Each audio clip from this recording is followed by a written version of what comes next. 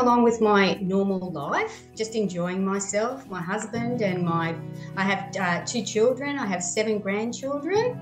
I like to do all sorts of activities with them. I like to engage in the community. I'm in the Country Women's Association, raising money for the town that I live in, a lovely small country village, just engaging in life and just being, I had a job at a college for 18 years. I had the same job,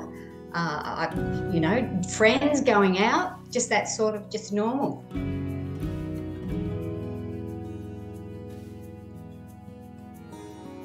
One day it happened that I had these small ticks in my ear, and I thought, oh, what's that? And then it went away. And then, a few months later, a few more ticks, and I thought, that's really strange. So then the ticks led up to these big screaming noise in my ear, which really happened basically overnight.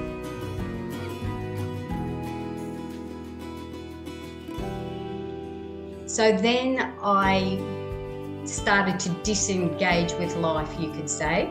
I wasn't able to look after my grandchildren. My family thought something was terribly wrong with me. So they took me to the emergency section of our hospital down here. And of course you start the journey. So first of all you hear, oh, nothing can be done, which takes you to a bit of a low point in your life. Then the doctors, I had 3 brain scans, 3 or 4 audiologists, a physio.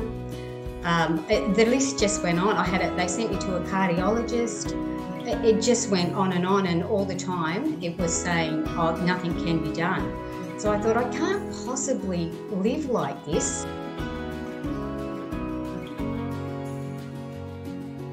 So then my journey started, and one day I happened to go with a friend to a place where you get glasses, and they had a hearing test there, and we got talking, and the person said, just go and see this audiologist. And I thought, oh no, not another one. I can't do another one. Anyway, but thank goodness I did go, because he had a pamphlet on Tinnitus, which I know now is MindEar.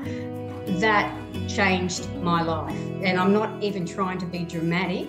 I just had something that I could grab onto. But it's the only thing I had to talk to that could give me some information. It gave me lots of knowledge about tinnitus, and the best part about was that I could keep going over and over. I could go back to the podcast. I couldn't take all the information in at once. There's so many tools, and I just embraced it. I just used Tinnitus all the time. It was like my best friend. And I would go to the soundscapes. I also learned to meditate. Never ever had I done anything like that in my life before, but I'm quite good now. I do it every day. It brings your anxiety down. The other thing I learned was the cognitive behaviour therapy, which I could barely even say those words when I first started. But there's a good webinar, a good podcast on there about cognitive behaviour therapy. For me, it helped me not to catastrophize my thoughts and to be more rational about what I was thinking. So Tinnitus gave me great things. I would set up my habits, and it'd say, let's go for a walk. And I'd go, right, let's go for a walk out in nature. I grab it, we do our walk and come back. Let's meditate. Oh yes, right, I'll do that now. I just needed some guidance that I could not get anywhere where I lived, and I researched because I do have a job that requires me to do some auditing and that, so I really put a lot of effort in to finding out about it, and I came across this wonderful tool. It was literally like my best friend, and I don't think I would have been this far had I not got that.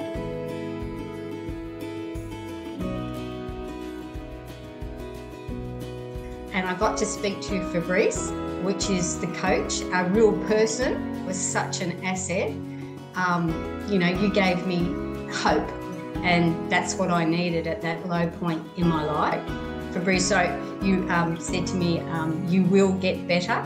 I think I've told you this before, and I just always hung on to you saying that to me. It was so lovely to get somebody who basically cared and gave me some guidance and some structure.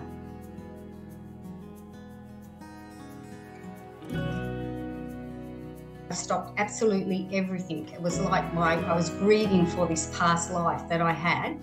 But with the sound therapy, with the cognitive behaviour therapy, the meditation, and it's not a quick fix. You have to embrace everything Tinnibot has to offer. You have to be diligent. You have to just be every day, just keep going and positive. And now I'm back to everything that I normally did. I'm back looking after much to my daughter's delight and son's delight. I'm looking after my grandchildren now, you know, going to cafes with my friends. I can remember sitting when I first started to go back into cafes, I would see a family come in and I'd catastrophize and I'd go, oh my gosh, all those children are going to have milkshakes. I can't be in here. I have to leave. And I'd just get up and my friends would go, where are you going? I'd say, oh, I can't stay here. I don't even think like that now. And my life is good. I can still hear a little bit of my tinnitus. It's just a soft hissing sound now. It's not that screaming, ticking, roaring sound that used to be every 30 seconds. And it's not, I would say most of the day I can go without thinking about it. But anybody who suffers tinnitus knows that sometimes you have moments of weakness and it comes back on you and you go to yourself, oh my gosh, am I ever going to get better? It's almost like that first feeling that comes back when you first got it. And that's when I go to my Tinnibot and I pick it up and I go, right, I'll listen to some soundscapes. I'll listen to a podcast for positivity. I'll listen to the webinars that you've been putting out that are absolutely fantastic. And it gives you knowledge about Tinnibot. So where I'm at now is I feel like I am in control of my tinnitus, not the tinnitus is in control of me. So that's where I'm at that point.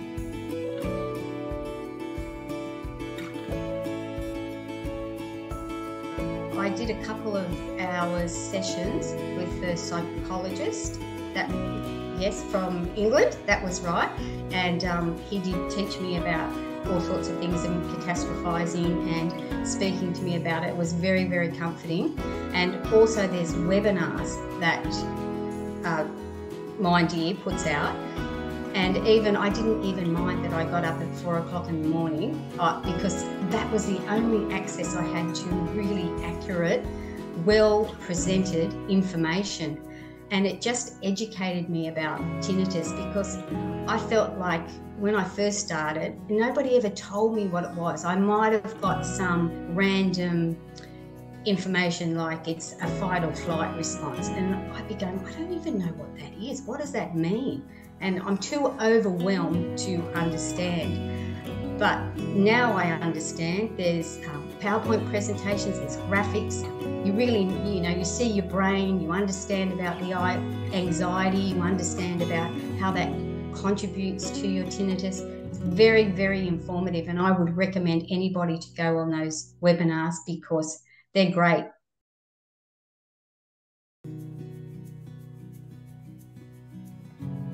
MindEar has definitely got wonderful soundscapes on it. Well, I first say that. So you can go into one of the soundscapes and they've got little buttons on them. So you can maneuver how you want to adjust, what suits your tinnitus. So that was very good.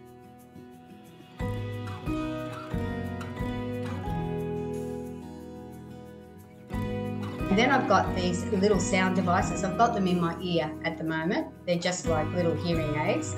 I'll get one out. They're easy to get out and in, and they just look, you can see it? Yep. They just look like that. And they play Zen programs. So there's 2 Zen programs on them, and you just use your little device here, very easy. Just scroll through until you find the sound that you like, and then you can adjust the volume, not to cover your tinnitus, but to hear it in the background. They're very, very soothing. Before, when I used to go out, I used to have my headphones, my iPods, my earmuffs in case anything happened, my earplugs, my iPad, everything had to be charged. It was like this nervousness, oh, right, I've got to take this with me just in case, any situation arises. So what I do is I just put these on now, and I just move about with total freedom now, and they play that soothing noise in the background, and I just put them on. Nobody knows I've got them on. Even when I wear my hair up a lot, I do exercise and that, nobody even notices that what I've got on. So they give you a really good sense of freedom. It truly is a little bit, without saying a bit cliche, it's a bit of a game changer. They are. They're really great. So I feel at my very, very start of tinnitus, if I had access to MindEar and I had access to the sound devices, I would be a lot further on in my journey. So what I've been doing the last couple of days is that I've taken these off. I used to put them on, say, 6:30 or 7 o'clock in the morning, and I would just go all day till 7 or 8 o'clock at night, and it's no bother. And sometimes you forget you've got them in, so you're just going like normal and going, oh, are they still in there like this? I took them out yesterday and part of today, and my tinnitus is not very bad. I would say on a scale of 1 to 10, if I could say I had 20 out of 10, that's what I thought I had, but I'm sure everybody thinks they've got a really loud noise when they first start. But I truly would say now I'm probably about maybe a 2. And when I go outside and I'm watering the garden or doing that, I can't hear it at all then. So that's a big difference. I could always hear it.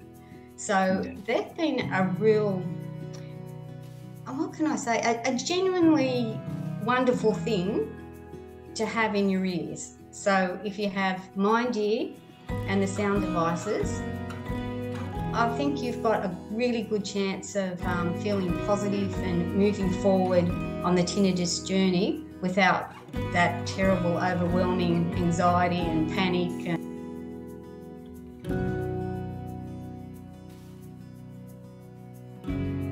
Okay, I would say that there is light at the end of the tunnel. There truly, really, really is. You have to do a lot of work and be diligent and, get MindEar and the devices and just work through it. Don't panic. Try not to overthink everything. That's the thing I did. I thought my life had ended on me catastrophizing, and just put one step in front of the other, and you will promise you will get there. And if you get MindEar, just use it and learn about it and access the coaches and the soundscapes, and it'll be okay. It will, as Fabrice said to me, it will be all right. And it was, and it is.